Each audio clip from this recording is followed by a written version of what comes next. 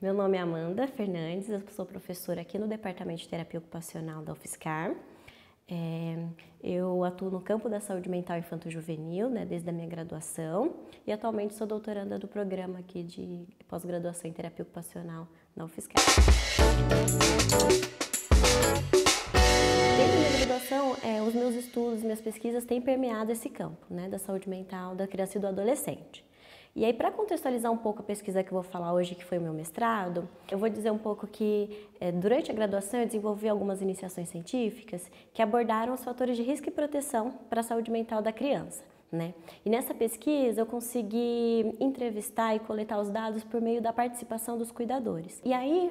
após me formar, eu comecei a trabalhar na área, comecei a atender, trabalhei em alguns serviços e optei por fazer o mestrado e seguir os estudos e as pesquisas nesse campo. Durante o mestrado, a ideia então foi sair um pouco da população que eu estava estudando na graduação, que foram as crianças, e aí eu parti para estudo com os adolescentes. E aí adolescentes que já apresentavam sofrimento psíquico colocado, instaurado. E aí eu fui então para um centro de atenção psicossocial infanto-juvenil, investigar como que estava e como se dava o cotidiano desses adolescentes em sofrimento. Então a ideia é que nessa pesquisa, nesse momento do mestrado, eu pudesse investigar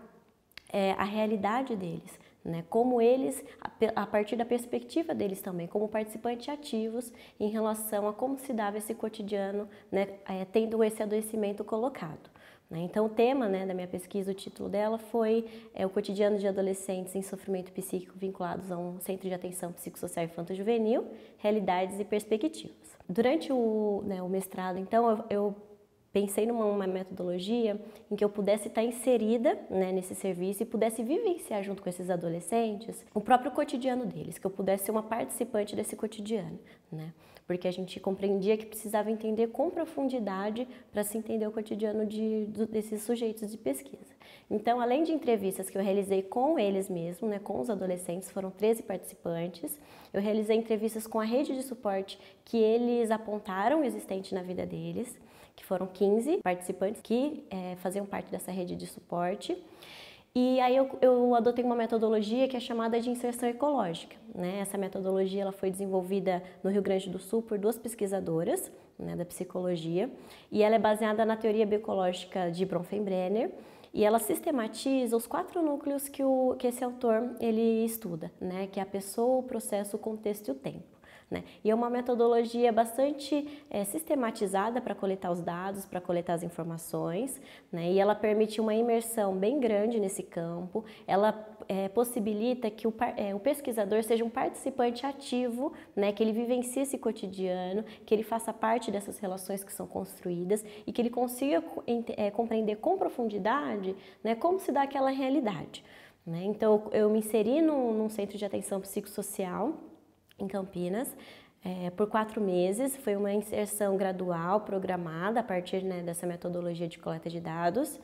e eu fiquei inserida diariamente, todos os dias que o serviço funcionava, pela manhã e pela tarde. E aí eu pude acompanhar nesse serviço todas as atividades que aconteciam,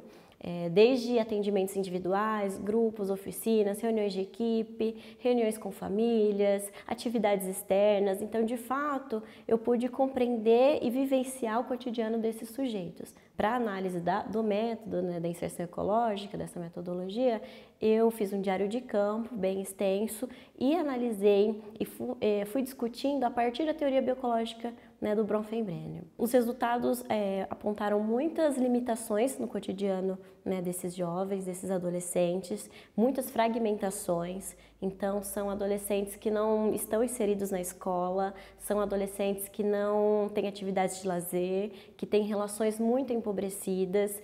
que têm pouco suporte social, não conseguem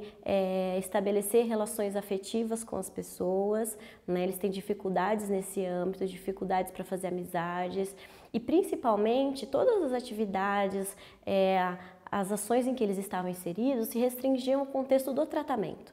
Tudo o que eles faziam eram relacionadas às atividades desenvolvidas dentro do próprio serviço, dentro do CAPSI, o que mostra ainda mais fragmentações nesse cotidiano desses adolescentes. E aí acho que esse estudo foi muito importante porque ele possibilitou a gente identificar essa realidade, a realidade que a gente tem hoje, fazer alguns questionamentos em relação ao quão efetiva, qual o alcance das propostas que a gente tem, né, atualmente, as propostas de cuidado, as estratégias de cuidados existentes na rede, né, que